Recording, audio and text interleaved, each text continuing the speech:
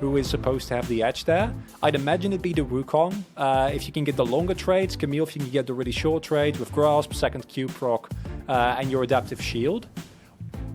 Chovy, though, it's not as much prio as I would like to see with an Udyr, but as a whole, the Hanwha Life composition is much more well-equipped to fight in the mid-game, and the Liv Sandbox comp is worse, right? Because they have Fate. I like the Fate into the Victor. When Flash is down, Chovy's going to have a really hard time, and you can push Morgan away, you can push Deft away, but for what Liv Sandbox wanted to do, like how they won last game, I don't think it's as good a pick. No, I agree. The Wukong has been played a little bit over in the LPL as we hop onto the Rift here for the second game of the series. He's currently 1-2 over there. Pushed to level 2. Wants to wait until that Conqueror does wear off, as there's the extension of CC. Root already having to flash, and this is what Hanwha Life wanted to do. They wanted to get Brawly. There's the heal on the bottom side. Def going to answer with his cleanse, as now in goes Effort, gets himself the passive, keeps himself alive for a little bit longer, but they get another flash. That is every single summoner spell out from Liv Sandbox on the bottom side of the map. Fight towards the top side as Croco's moving on in. Morgan losing out. Good dodge there as Arthur's just going to bear slap. Croco's going to dash on over though, and it's not going to be a fight that he can win right away. He'll have to dodge this spear. Croco gets himself the Conqueror, gets underneath the turret. Good sidestep, but Arthur's still so extraordinarily low, burning down. Croco's going to go fishing, and it's going to miss that time around.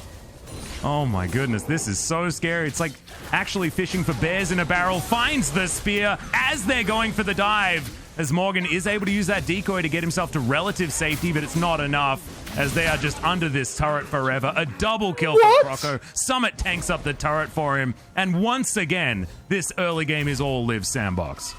Regular split Croco is disconnected, and a Casper Cup Croco has come in. Heck yeah. Absolute devastation here. And I feel like this is kind of hesitation. Because here, like, Arthur's still going for these trades, right? Thinking that he can win this. But with the immense wave shoving in, Morgan can't really join this play.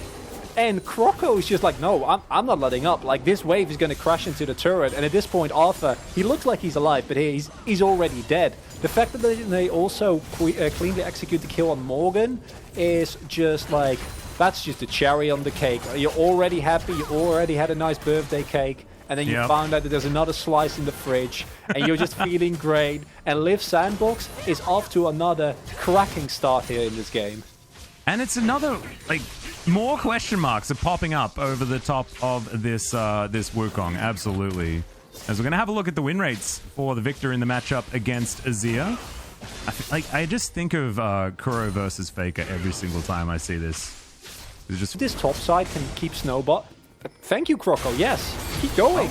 We're fighting absolutely everywhere, as you can see. Grand entrance is fantastic. Arthur's just going to slowly move towards the bottom lane and not participate in this fight at all. Fate's delivered a kill in the river. In term, don't know whether you have them over in the Netherlands. Croco? Flash forward. Croco looking for Chovy. Can he find the spear? The flash out. If this is the first game, you might be like, you know, it's fine. But we already saw that Liv Sandbox know how to snowball. They know very well.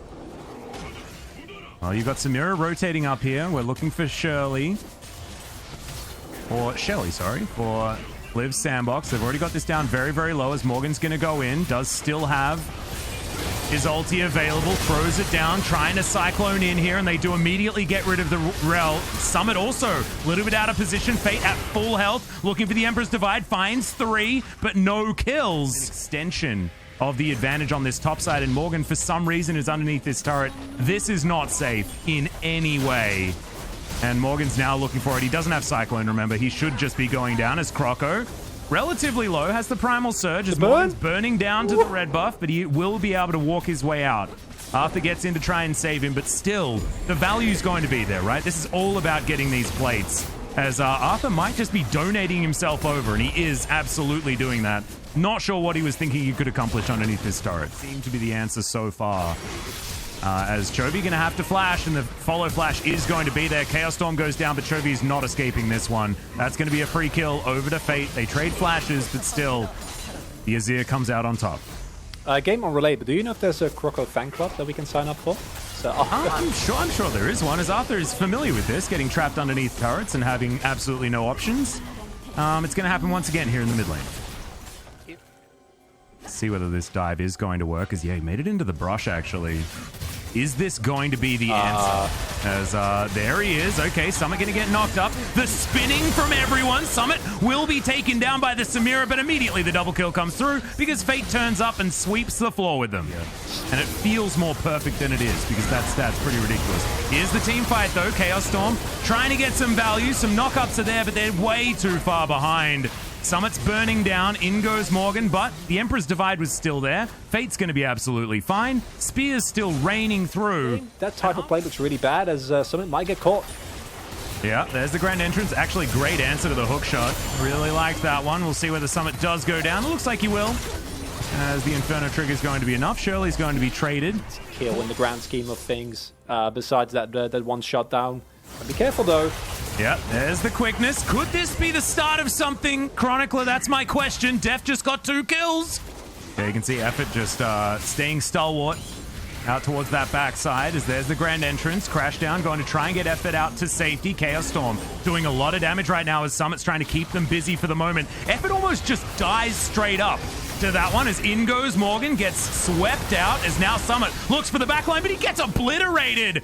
1 versus 5. Not sure whether I would have taken those odds if it was me. And yet another kill goes. Actually augmenting them quite nicely given the amount of damage that is on this team. Is Croco not going to be able to take away that red buff, and he's also just going to die for it. Goes Golden to see his death, as Deft is looking to see whether he can lock down this kill. Root from over the wall, trying to do what he can, but the pounce didn't quite work there. The more items they get, the easier it gets. The Summit is caught. Oh no.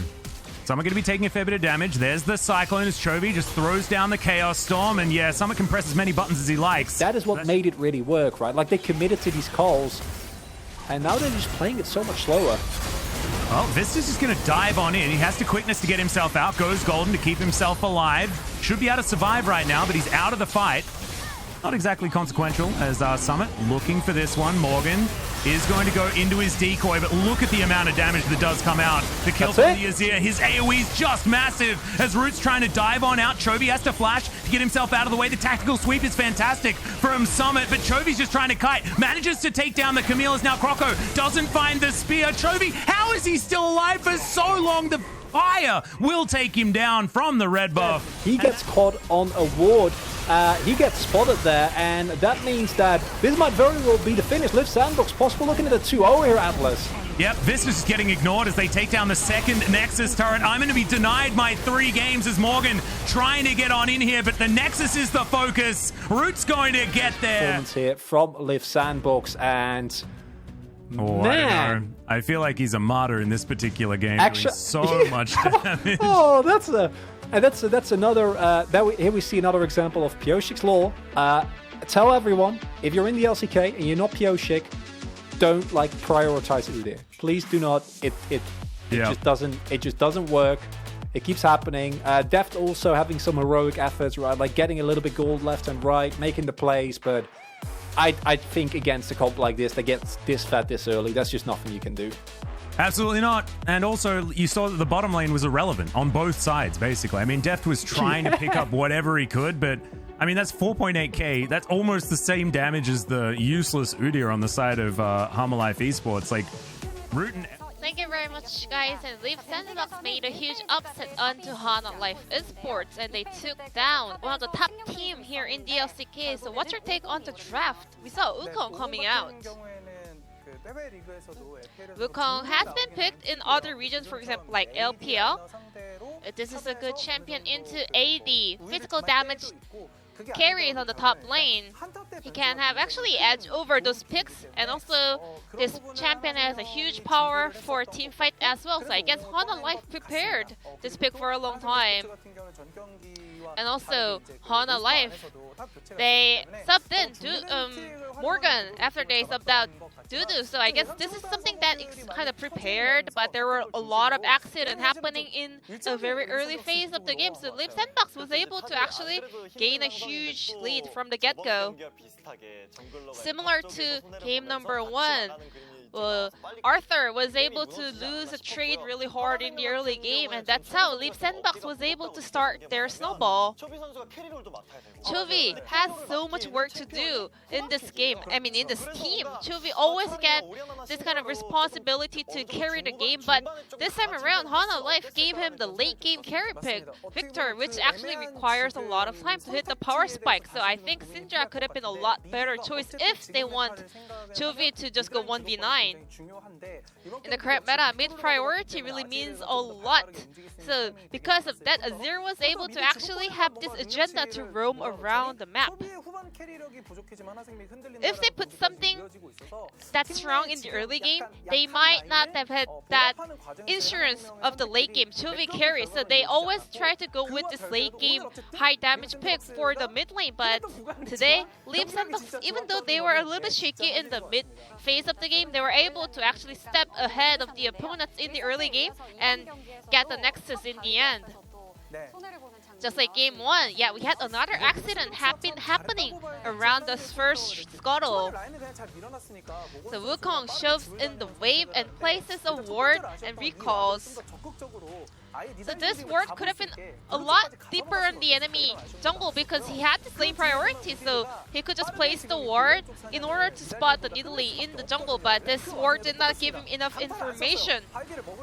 And Croco actually saved his smite in order to go for that scuttle fight, but Nidalee at the same time, he actually uses her smite in order to match the clear speed of Udyr. So Arthur looks a little bit hesitating to make a move here. He was looking like he was thinking about the top lane gang, and at the same time he was trying to just go for the scuttle. So he was quite indecisive to make a move there. In this kind of occasion, actually, a team has to kind of try something new in order to make a breakthrough, but I guess Arthur was a little bit too caught up with his first scuttle. And because Liv Sandbox, they have a very strong topside players, they had this good plan in order to get ahead of the opponent, whereas Hana Life was not fully ready to cope with the situation. So